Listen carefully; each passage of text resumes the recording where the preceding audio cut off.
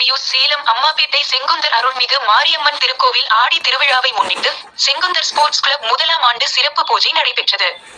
இந்த சிறப்பு பூஜையில் மாரியம்மனுக்கு 108 லிட்டர் பால், 108 லிட்டர் நெய் அபிஷேகம் செய்து ஆராதனை, சிறப்பு அலங்காரம், மகா தீபாராதனை நடைபெற்றது.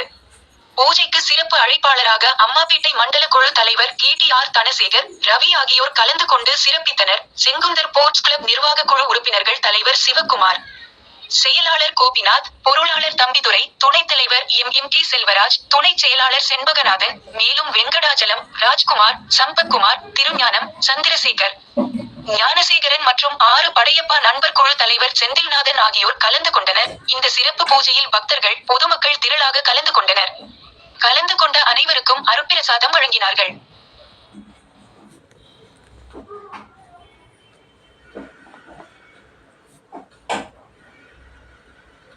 ரொம்ப விசேஷம். என்ன காரணம்? எதுக்கு அம்பாவை குளிர்ச்சி பண்றது அர்த்தம்.